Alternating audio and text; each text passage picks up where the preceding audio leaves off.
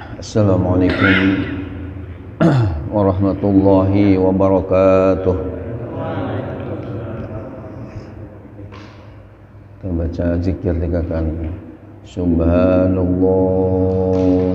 walhamdulillah wa la ilaha illallah wallahu akbar. Subhanallah walhamdulillah wa la ilaha illallah wallahu akbar.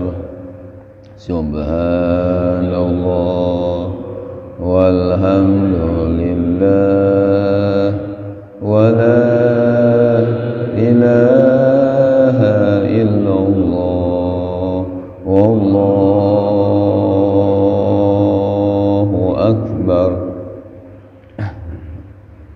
Ahlan wa sahlan. Silakan. Alhamdulillah, alhamdulillahilladzi anzalal Qur'an. Alhamdulillahilladzi ja'ala as-siyama rahmatan lil mu'minin. Shalatu wassalamu ala sayyidina Muhammad asyrafil mursalin sayyidina walana Muhammad wa ala alihi washabihi ajma'in. Amma ba'du. Yang sama-sama kita hormati Ketua DKI Masjid Jami Baitur Rahman Haji Saifuddin MPD Hafizahullah, Bapak Dr. Haji Kamudin MA, orang tua kita ini Bapak Hayat, serta para asatis ya, Bapak Absari, Haji Mas Turo, Saifuddin, Hasan Ali, dan semua yang hadir tempat yang mulia ini, mudah-mudahan semuanya mendapatkan curahan rahmat, ridha dan maghfirah dari Allah Subhanahu wa taala. Amin ya Allah ya rabbal alamin.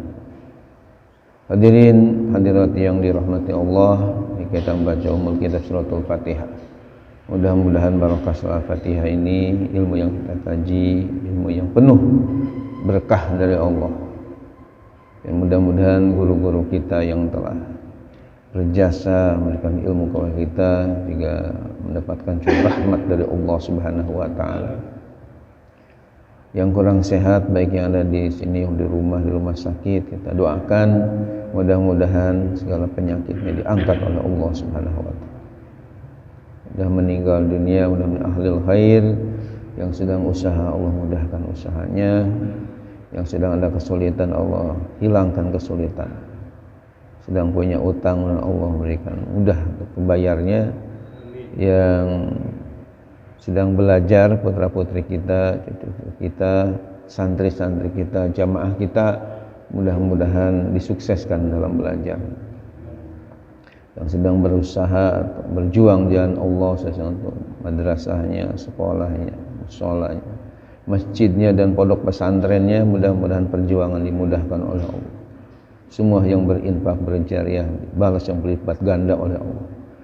Dan segala musibah-musibah yang menimpa di negara kita khususnya, mudah-mudahan musibah ini segala disirnakan oleh Allah, sehingga negara kita normal kembali, damai kembali. Baldah thayyibah rabbun ghafur, para pemimpinnya pada takwa semua kepada Allah Subhanahu wa taala. Bi barakati ummil Quran. Al-Fatihah. A'udzubillahi minasyaitonir rajim. Bismillahirrahmanirrahim. Alhamdulillahirabbil alamin, arrahmanir rahim, maliki yaumiddin. Iyyaka na'budu wa iyyaka nasta'in. Ihdinas siratal mustaqim, siratal ladzina an'amta 'alaihim ghairil maghdubi 'alaihim waladdallin. Amin ya Allah ya rabbal alamin. Hadirin hadirat, para santri putra putri Darus Shalihin yang saya banggakan, yang saya sayangi dan cintai. Alhamdulillah, syukurillah, pada Jumat hari ini kita bisa bertemu kembali dalam pengajian rutin kita di Masjid Baitur Rahman yang sangat kita banggakan. Nun untuk hari ini, karena insyaallah kita ya akan segera melaksanakan ibadah saum di bulan Ramadan ya, insyaallah Jumat yang akan datang kita sudah masuk ya di bulan Ramadan, sudah tidak ada hilapiah. Tapi kalau Sabtu, apakah hari Sabtu atau Ahad ya, saya enggak menyebutnya minggu karena istilah minggu katanya ini dari orang Kristen tapi kalau dari umat Islam sendiri namanya hari Ahad ya. Karena antara hari-hari tadi itu selain hari Minggu yaitu semuanya bahasa Arab. Senin dari Isnin, Selasa dari Sulasa, Rebo dari Arbi'a, Kamis dari Al-Khamis, Jum'ah ya dari Al-Jum'ah, Sabtu dari As-Sabt. Nah, sementara kalau Minggu jadi janggung sekali kemana ini? Ini menurut penelitian ini adalah ya rekayasa dari orang-orang Yahudi yang ingin supaya ya Islam ini jadi ada campuran-campur ya di umat ya bertanya ulama menjawab yang akan datang ini. Saya sudah tulis sejarahnya kenapa tadinya awal-awalnya harinya hari Ahad ya, kemudian kok berubah jadi Minggu. Ini awalnya sejarahnya bagaimana. Saya sudah ya, menulis, mudah-mudahan bisa dipahami oleh umat insya Allah. Artinya kalau hari Sabtu dan hari Ahad ini masih penentuan kaitan dengan Ramadan, masih ada katakanlah menunggu kita hisab dan ru'yah ya pada hari ini. Insyaallah sore hari Jumat ini dari ya Kemenag akan isbat ya. Jadi kita sabar menunggu keputusan, karena dalam isbat tadi perkumpulan antara Majelis Ulama, kemudian Kementerian Agama, juga dari ormas-ormas Islam termasuk NU, Muhammadiyah dan yang lain-lain. Tapi kalau hari Jumat yang akan datang, saya kira enggak ada hilapiah lagi bahwa kita sudah masuk bulan Ramadan. Ya, jadi sudah dipastikan. Cuman yang enggak pasti kitanya apakah nyampe enggak ya umur kita. Tapi kalau Ramadan ini insyaallah ya akan tiba ya. Amin ya Allah ya Rabbal. Ya, Pak Haji Ganip ya, selamat datang. Nah, berkaitan dengan menyambut Ramadan itu mungkin untuk hari ini saya ingin mengupas ayat Ramadan, ayat siam Ramadan di satu ayat aja, yakni ayat 183 surah Al-Baqarah. Jadi tafsir Jalalain dibuka untuk hari ini karena ingin menyambut bulan Ramadan. Jadi surah Yunusnya ditawakufkan dulu sebentar, dipending dulu. Insyaallah nanti mungkin bulan Syawal ya, karena Ramadan usulan Bapak Abdul Hayat ini ingin fikih siam. Jadi untuk Ramadan nanti ada fikih puasa. Jadi menjelang Ramadan ini saya ingin mengupas tentang satu ayat saja, yakni ayat 183 surah Al-Baqarah. Ya, dibuka tafsir Jalalainnya pada surah Al-Baqarah ayat 183 yang memang ayat ini erat sekali dengan ibadah saum kita, ibadah puasa kita. Sudah ketemu semua? Surah Al-Baqarah ayatnya 183. Kenapa enggak ayat 184, 85? Kan masih ada hubungan ya kaitan dengan waktunya jadi kepanjangan. maka dicukupkan satu ayat juga insyaallah 2 jam lah ya akan kita uraikan insyaallah. Bil barokah kita baca dulu ayatnya. A'udzu billahi minasyaitonir rajim.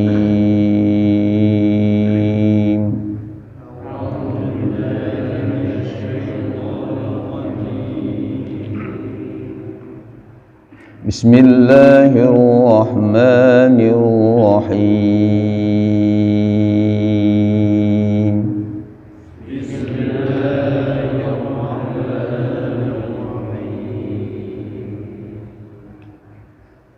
Ya ayyuhalladzina amanu kutiba alaikumus siyam.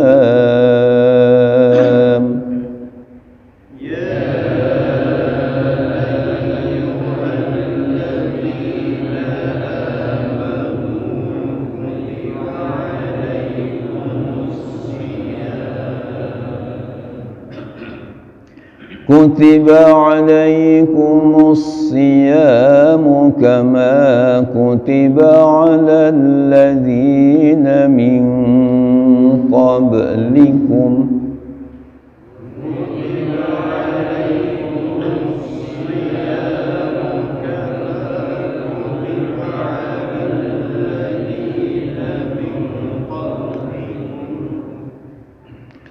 كما كتب على الذين من قبلكم لعلكم تتقون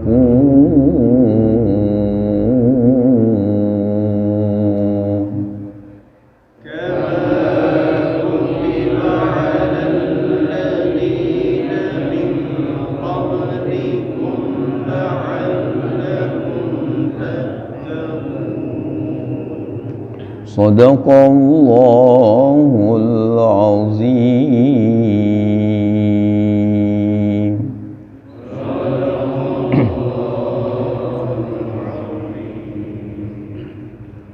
A'udzubillahi minasyaitonirrajim. Bismillahirrahmanirrahim. Mari kita baca ya tafsirnya.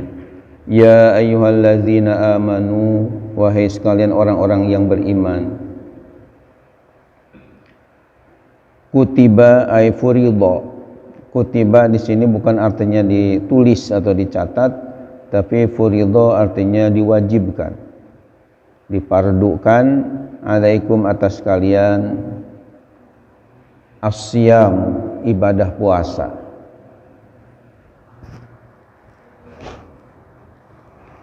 Kama kutiba, sebagaimana telah diwajibkan alal ladzina min qablikum, atas orang-orang atau umat-umat sebelum kalian.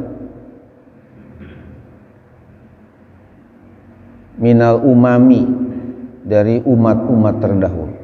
Umam ini jamak dari umatun. Jadi umatun jadi umamun. Nikmatun ni'amun. Minal umami, dari umat-umat terdahulu. La'allakum tattaqun, agar kalian menjadi orang-orang yang bertakwa, menjauhkan diri al-ma'asiyah, segala maksiat.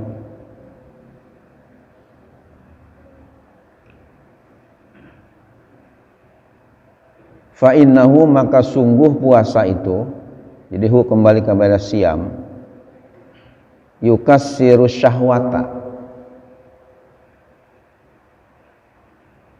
dapat melemahkan syahwat.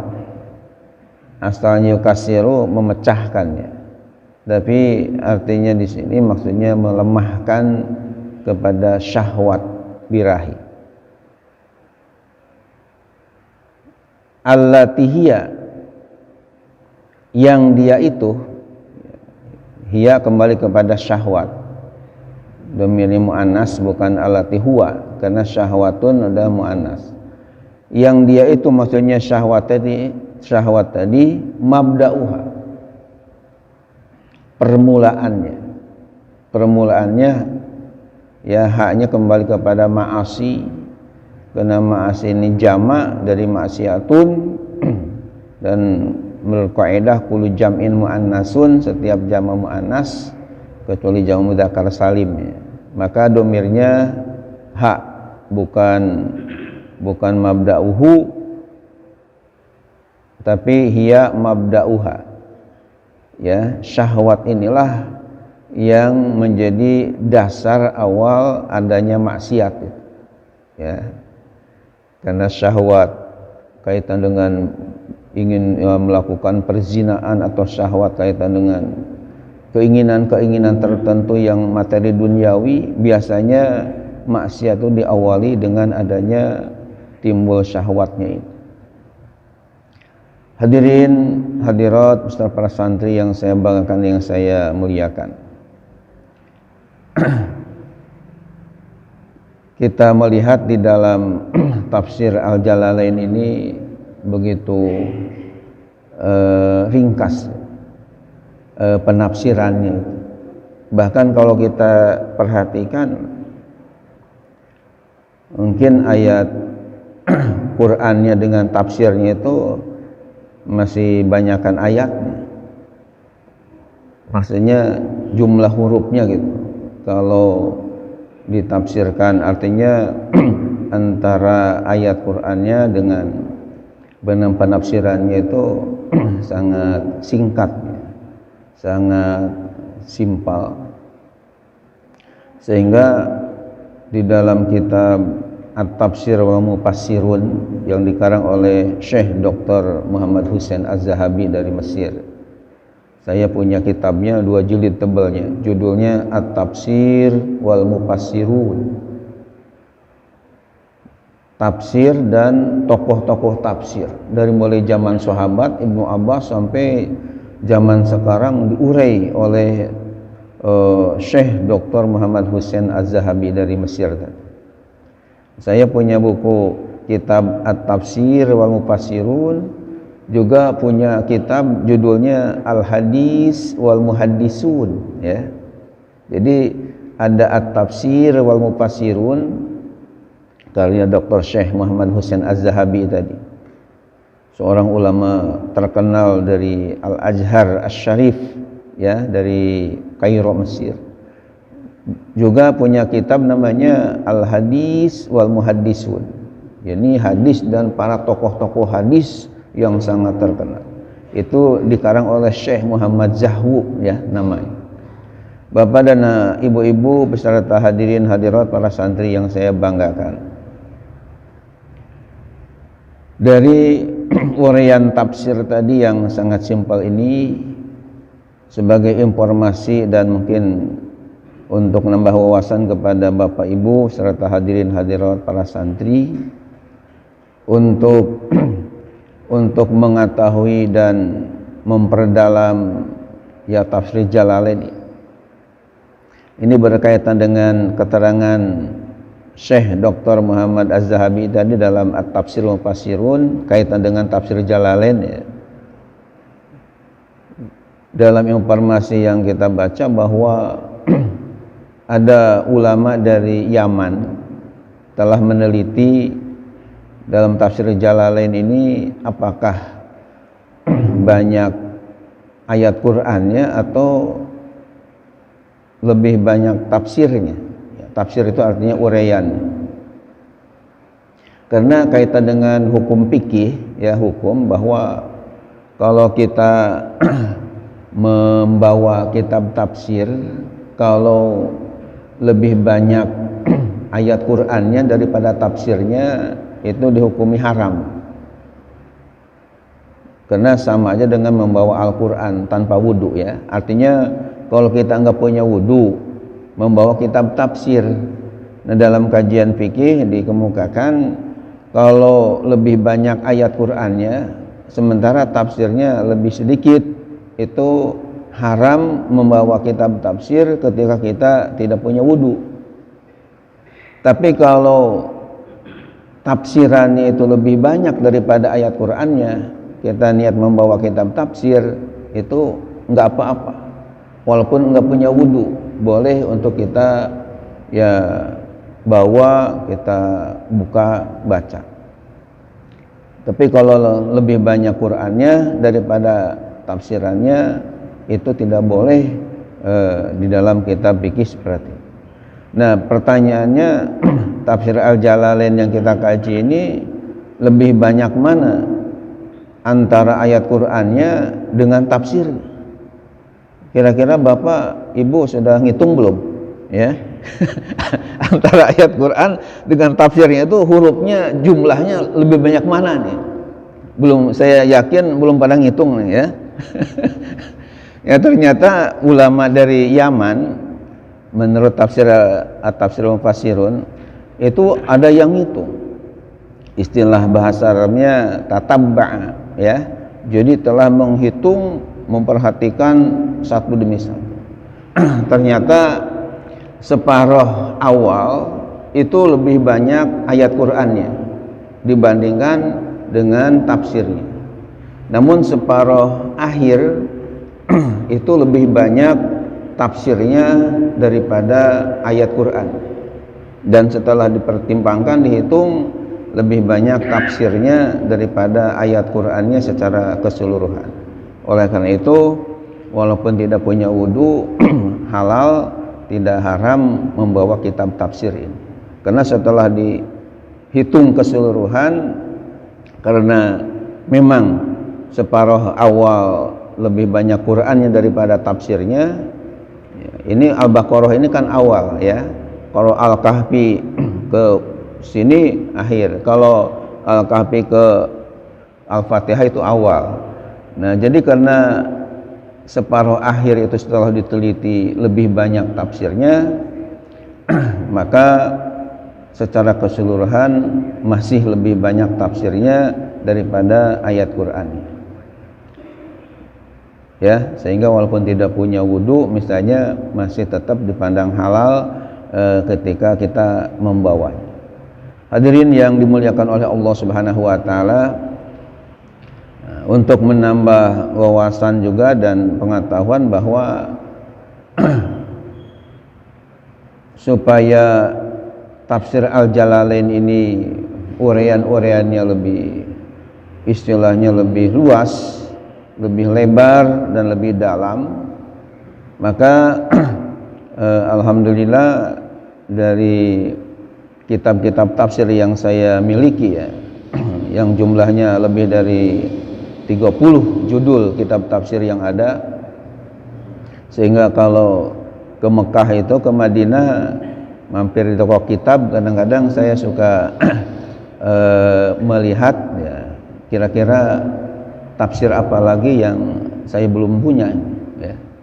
Saya mau beli aja karena tafsir Jalalain, tafsir ya hampir semua kitab tafsir itu, bahkan dari 6 bahasa, ya, saya koleksi, khususnya dalam bahasa Arab, bahasa Inggris, bahasa Perancis, bahasa Urdu, kemudian bahasa tentunya Indonesia, bahasa Jawa dan bahasa Sunda, kita kumpulin semua.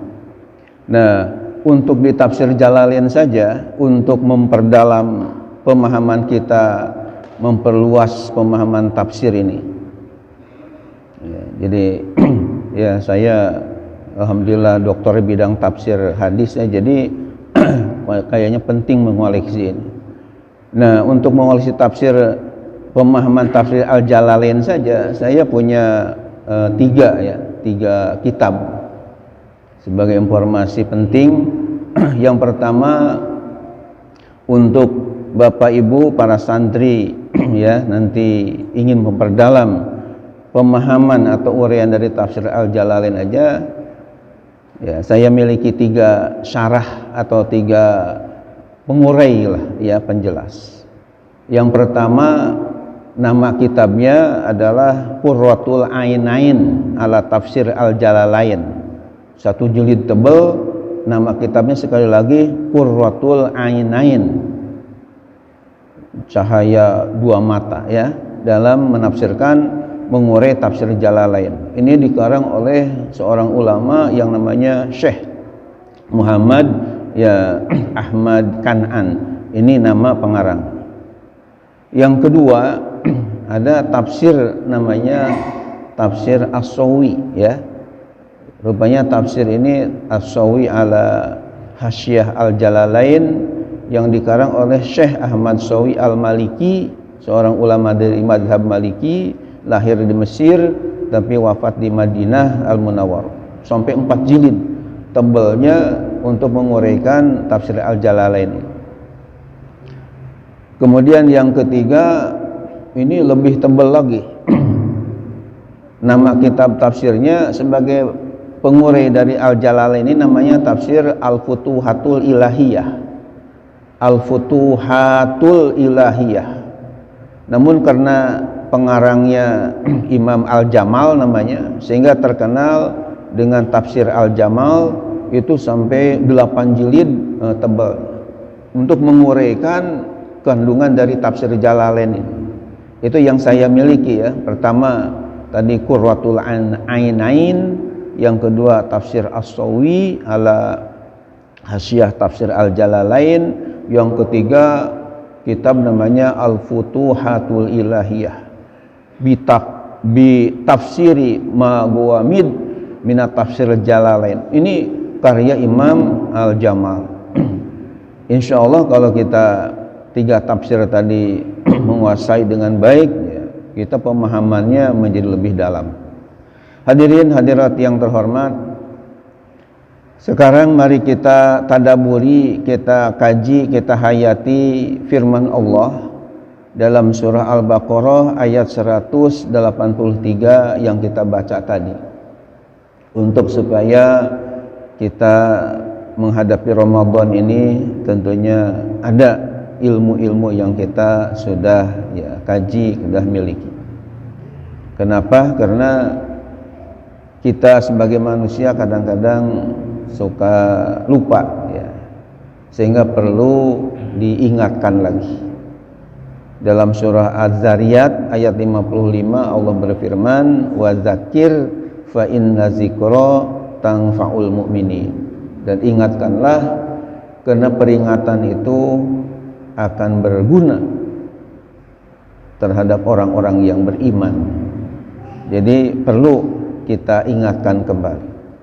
Maka mari kita kaji dari ayat 183 ini. Ayat 183 surah Al-Baqarah ini walaupun simpel, walaupun pendek dibandingkan ayat Dain, ayat utang piutang yang ada dalam surah Al-Baqarah juga yang sampai menghabiskan 1 halaman penuh. Dari mulai ya ayyuhalladzina amanu idza tadayantum bidainin ila ajalin musamman faktubuh sampai kepada akhir ayatnya wattaqullaha wa yu'allimkumullah wallahu bikulli syai'in alim. Itu 1 halaman penuh padahal 1 ayat, panjang sekali. Walaupun misalnya Pak Haji Saifuddin, Pak Ustaz Haji Masduro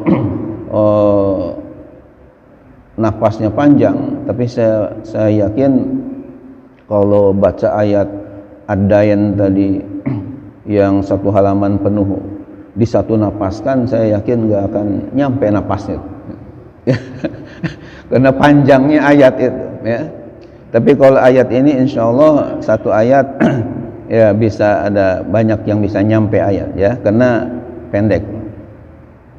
Namun walaupun pendek ayatnya, walaupun simpel ayatnya, ada 4 hal yang perlu kita garis bawahi dari ayat ini. Apa 4 hal itu?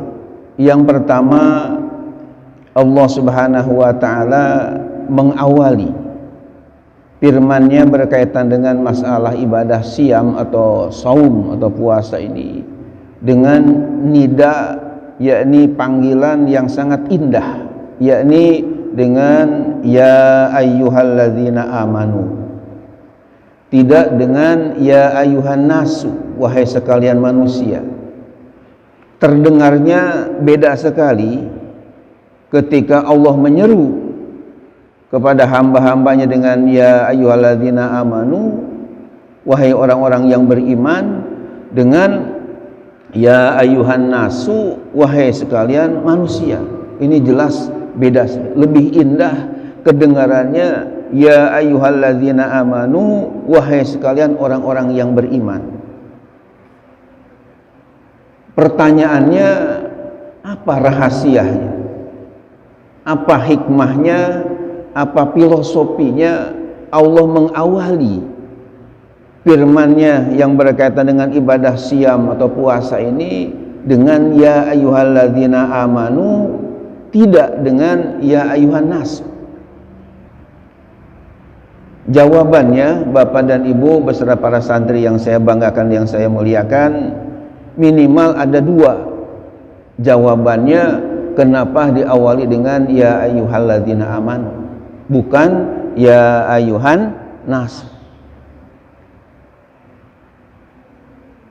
Apa jawaban yang dua tadi? Yang pertama, Allah mengawali firman dengan ya ayyuhalladzina amanu. Jawaban yang pertama, karena ayat siam ini disepakati oleh ulama ahli tafsir dan ahli ulumul Quran bahwa masuk ke dalam ayat madaniyah, bukan ayat makiyah. Mungkin di antara Bapak Ibu para santri ada yang masih kurang jelas apa sih bedanya ayat madaniyah, ayat makiyah. Jadi bedanya, kalau ayat makiyah itu adalah ayat-ayat Al-Quran yang diwahyukan kepada Nabi kita Muhammad SAW ketika beliau masih berada di Mekah sebelum hijrah ke Madinah. Biasanya kalau ayat-ayat makiyah ciri khasnya adalah dengan ya ayyuhan nasu, dengan panggilan undangan, yakni wahai sekalian manusia. Kenapa? Karena waktu itu ketika Rasulullah belum hijrah ke Madinah, manusianya masih banyak yang kufur kepada Allah Subhanahu wa Ta'ala. Yang beriman itu bisa dihitung dengan jari, ya. Tapi yang kafirnya luar biasa banyak, termasuk Abu Jahal, Abu Lahab, kalau Abu Gosok ya nggak ada, ya. Jadi banyak yang kufurnya kepada Allah, maka diundangnya dengan panggilannya ya ayyuhan nas. Tapi ketika Rasulullah sudah hijrah ke Madinah Al-Munawwarah dan manusia banyak yang beriman, bahkan digambarkan dalam surah An-Nasr dengan firman Allah, yadkhuluna fi dinillahi afwaja, mereka masuk ke dalam agama Allah, yakni agama Islam, secara berbondong-bondong, sehingga orang-orang itu beriman kepada ajaran yang dibawa oleh Rasulullah SAW.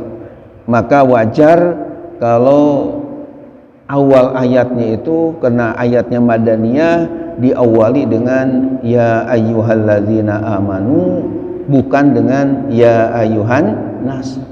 Karena memang manusianya ketika di Madinah ini sudah banyak yang beriman kepada Allah, kepada Rasulullah, dan juga ke rukun-rukun iman yang lain.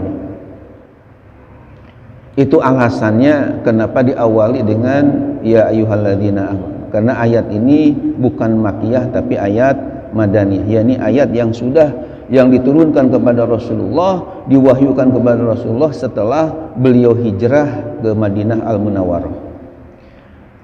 Kemudian jawaban yang kedua, kenapa Allah mengawali dengan ya ayyuhalladzina amanu bukan ya ayyuhan nas? Jawabannya, karena kalimah sesudah ya ayyuhalladzina amanu ini berhubungan dengan kewajiban ibadah puasa. Kan ayatnya kutiba alaikumusiyam. Nah, sementara ibadah puasa itu tidak diwajibkan kepada semua manusia yang ada di dunia ini. Kalau digunakan ya ayyuhan nasu kutiba alaikumusiyam, berarti orang-orang kafir juga wajib puasa, ya. Akan tapi Allah wajibkan puasa ini hanya kepada orang-orang yang beriman, yang merupakan hamba-hamba pilihan Allah, hamba-hamba yang dicintai oleh Allah Subhanahu wa Ta'ala. Kenapa saya katakan orang yang beriman hamba-hamba yang dicintai oleh Allah? Karena saya baca dalam sebuah hadis riwayat Imam Ibnu Hibban yang menyatakan, innallaha yu'tid dunya liman yuhib wa man la yuhib, wala yu'til iman illa liman yuhibbu. Artinya innallaha sungguhnya Allah yu'ti dunya memberikan duniawi, materi duniawi, katakanlah masalah ya harta kekayaan, liman yuhibbu wa man la yuhibbu, kepada yang Allah cintai dan kepada yang Allah tidak cintai.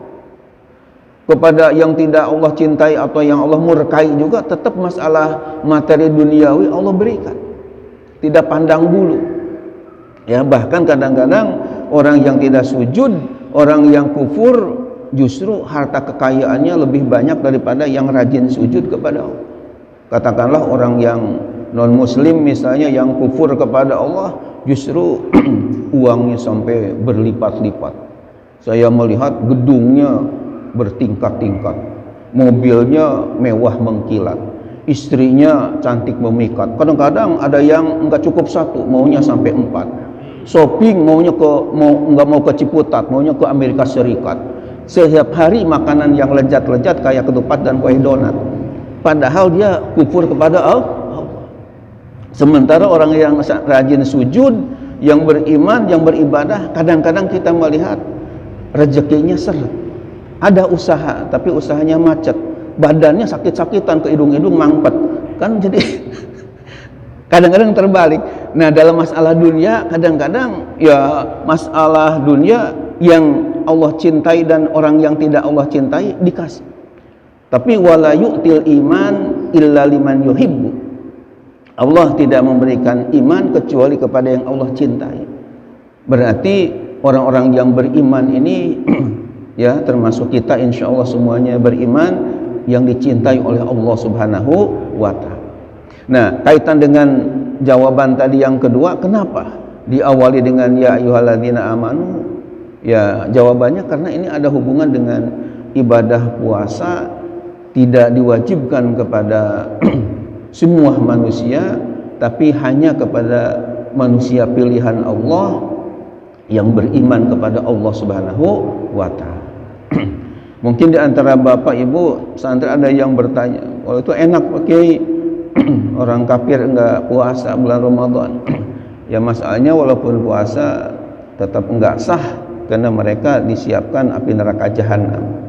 Coba baca surah Al-Bayyinah ayat 6 ya, innalladzina kafaru min ahlil kitabi wal musyrikina fi nari jahannam khalidina fiha ulaika hum syarrul bariyah. Jadi walaupun enggak puasa ya mereka justru di api neraka jahanam. Enggak, artinya puasa juga percuma, enggak ada gunanya. Kita lihat yang kedua. Poin yang kedua adalah kutiba alaikumusiyam, diwajibkan atas kalian ibadah puasa. Ini sepakat ulama bahwa ibadah puasa di bulan Ramadan hukumnya wajib ya, kan ditafsirkan dengan fardhu tadi. Ini sudah ijma ulama sepakat. Tidak ada, saya baca puasa Ramadan hukumnya sunat ya. Tidak ada ulama satupun yang berpendapat demikian. Bahkan di dalam kitab namanya Tanbihul Anam fima yata'allaqu bisiyam wal qiyam, peringatan kepada manusia dalam hal yang berkaitan dengan tarawih dan puasa. Saya baca di situ ada keterangan muqarrarun indal mu'minin anna man taraka shauma ramadan min ghairi udhrin fa huwa syarrun minaz zani wa mudminil khamri bal yashukuna fi islamihi, yang artinya muqarrarun indal mu'minin, sudah menjadi ketetapan, kesepakatan seluruh orang yang beriman, anna man taraka shauma ramadan, bahwa sungguh orang yang berani meninggalkan puasa di bulan Ramadan, fahuwa syarrun minaz zani, maka dia lebih buruk daripada pezina, wa mudminil khamri, dan lebih buruk daripada pemabuk, bal yasyukuna fi islamihi, bahkan para ulama itu meragukan tentang keislamannya orang yang di KTP-nya agama Islam tapi tidak puasa di bulan Ramadan. Ini bukan artinya berzina dan minuman khamr tadi ringan hukumannya, tapi justru meninggalkan puasa bulan Ramadan bagi yang tidak ada uzur syar'i, jelas itu dosanya lebih berat di sisi Allah Subhanahu wa ta'ala. Mudah-mudahan kita nanti bulan Ramadan yang akan datang ini, insyaallah hari Sabtu atau hari Ahad ini kita dalam keadaan sehat walafiat, bisa melaksanakan sebaik-baik. Kemudian yang ketiga, poin yang ketiga, kama kutiba 'alal ladzina min qablikum, sebagaimana telah diwajibkan kepada umat-umat sebelum kalian. Ini kaf di sini menurut ahli tata bahasa Arab adalah tasbih, ya, untuk menyepertikan. Masih ingat di dalam kitab Al-Fiqh Ibnu Malik dikatakan syabih bikafin wa biha ta'lilu qad yu'na wa zaidan li tauqidin warad, ya. Sekali lagi, syabih bikafin wa biha ta'lilu qad yu'na wa zaidan li tauqidin warad. Artinya dengan kaf ini menunjukkan bahwa sebagaimana seperti dulu umat-umat juga telah diwajibkan ibadah puasa. Saya membaca dalam tafsir Al-Maroghi namanya. Di antara yang saya miliki tafsir itu namanya Al-Maroghi, 10 jilid tebalnya, karya Syekh Ahmad Mustafa Al-Maroghi dari Mesir, dari Al-Azhar. Beliau di dalam tafsirnya menafsirkan min ladun Adam alaihissalam, yakni ibadah puasa ini diwajibkan dari mulai zaman Nabi Adam alaihissalam, ya, nenek moyang manusia sudah diwajibkan ibadah puasa. Jadi bukan hanya umat Nabi kita Muhammad Sallallahu Alaihi Wasallam saja. Yang terakhir adalah yang keempatnya, la'allakum tattaqun, supaya kalian semua bertakwa kepada Allah Subhanahu Wa Taala. Ini yang menarik dari firman Allah, la'allakum tattaqun. Kata-kata la'alla itu menurut ahli gramatika bahasa Arab, ilmu nahwu, disebutnya adalah huruf litaroji. Litaroji itu untuk pengharapan. Saya ingat dulu dan pernah menghafal kitab Nazom Imriti. Bedanya kalau Nazom Imriti ini hanya 250 bait, ya, saya hafal semua. Sementara kalau Alfiah Ibnu Malik itu dari kata alfun 1000, ya, ada 1002 bait. Nah, di dalam Nazom Imriti itu masih ingat kaitan dengan la'ala, ada bait yang berbunyi walitarojin wa tawakuin la'al kaqaulihim la'alla mahbubi wasol. Kalau dicepatkan bacanya walitarojin wa tawakuin la'al kaqaulihim la'alla mahbubi wasol.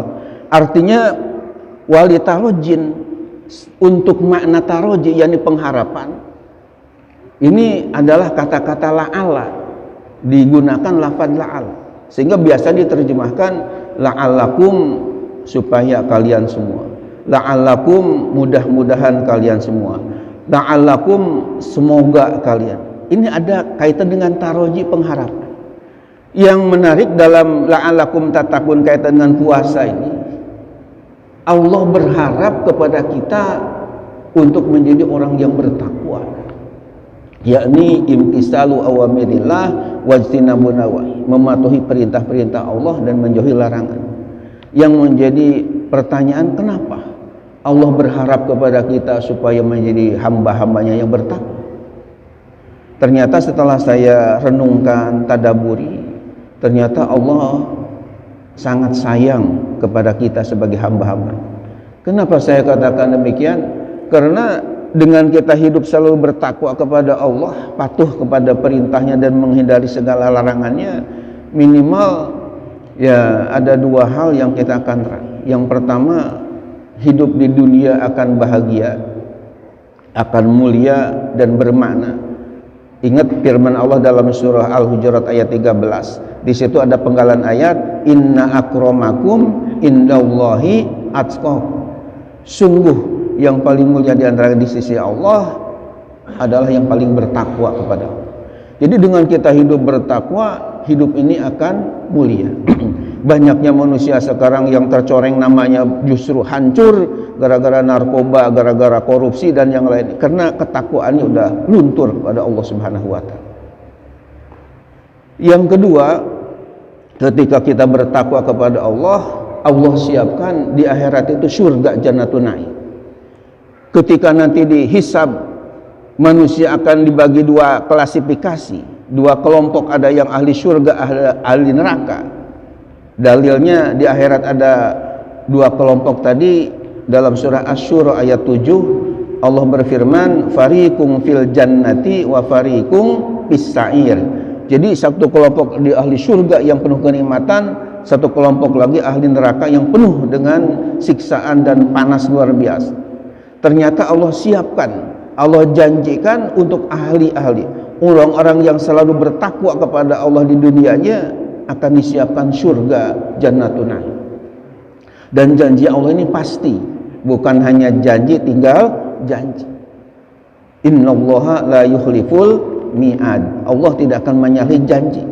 Kalau janji manusia kadang-kadang banyak yang meleset, ya, hanya janji tinggal janji. Sehingga ada yang berkata pil KB dengan pilkada termasuk pilgub dan pilpres hanya dibalik. Kalau pil KB kalau lupa suka jadi. Tapi kalau pilkada, pilpres, pilgub ya biasanya kalau jadi suka lupa. Dengan janji waktu kampanyenya. Tapi kalau Allah berjanji pasti. Apa janji Allah? Coba perhatikan surah Ali Imran ayat 133. Surat apa? Ali Imran ayat 133. Allah berfirman, a'udzubillahi minasyaitonir rajim, wasari'u ila magfiratin mir rabbikum wa jannatin arduhas samawati wal ardu uiddat lil muttaqin. Artinya wasari'u, hendaklah kalian bergegas ila magfiratin mir rabbikum, untuk meraih magfirah, ampunan dari Tuhan kalian, wa jannah, dan surga.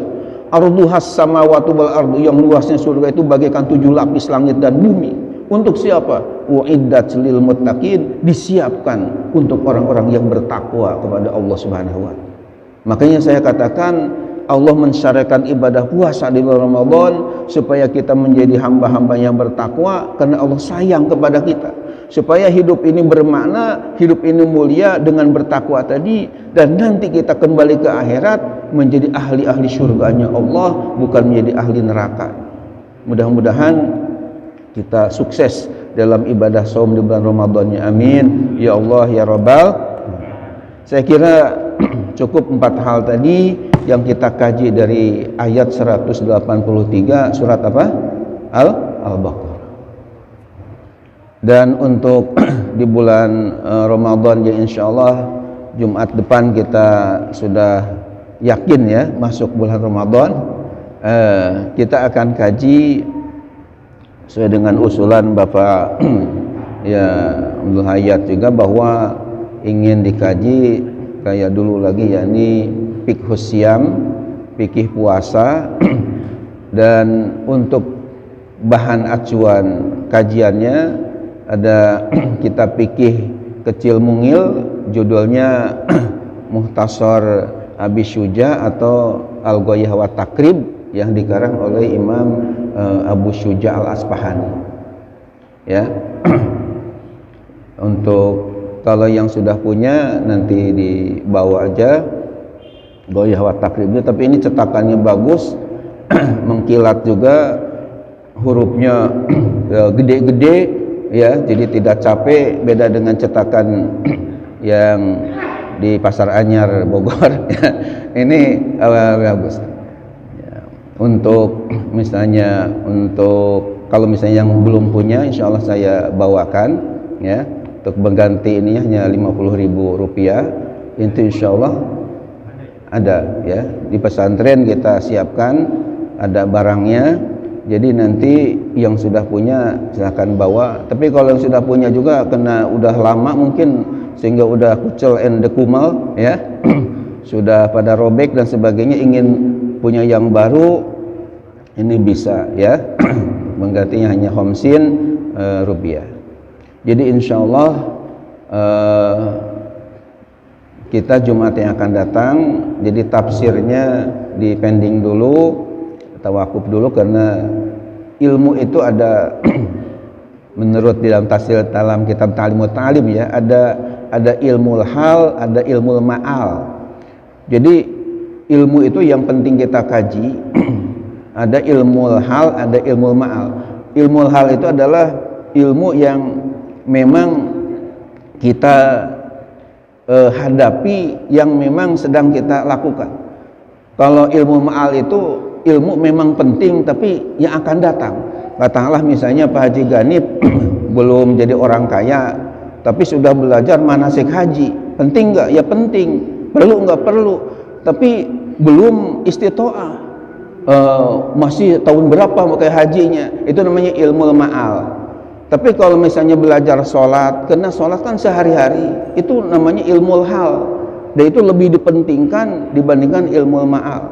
Nah, kaitan dengan puasa Ramadan ini, terus terang saja banyak yang masih belum paham mengenai ya rukun-rukunnya, syarat-syaratnya, ditambah lagi pembatalan-pembatalan puasa, kemudian sunnah-sunnahnya puasa, makruh-makruhnya puasa. Nah, itu yang saya kira di bulan Ramadan nanti kita bahas supaya ingat. Walaupun kita sudah ustadz juga, kadang-kadang suka lupa lah ya. Maka perlu tadi wazakir fa inna zikra tanfaul mu'min. Ingatkanlah karena peringatan bermanfaat bagi orang-orang yang beriman. Hadirin yang dimuliakan oleh Allah, sebelum diakhiri dengan doa, Pak Ustadz Mas Doro masih ada waktu nggak nih? Udah siang? Karena udah siang, insya Allah mungkin kita Jumat yang akan datang aja kita ketemu lagi dengan kajian fikih siang, dan kita akhiri dengan doa Allahumma arhamni bil Quran. Allahumma arhamni bil Quran waj'alhu li imaman wa nuran wa hudan wa rahmah. Allahumma zakirni minhu ma nasitu wa'allimni minhu ma jahiltu warzuqni tilawatahu ana alaini wa atrafan nahar waj'alhu li hujjatan ya rabbal alamin. Subhanakallahumma hamdika asyhadu an la ilaha illa anta astaghfiruka wa atubu ilaik. Alhamdulillah rabbil alamin. Menjelang Ramadan juga saya mohon maaf lahir batin atas segala kehilapan dan kekurangannya. Mudah-mudahan kita pada sehat semua, melaksanakan Ramadan dengan sebaik-baiknya. Terima kasih. Wassalamualaikum warahmatullahi wabarakatuh.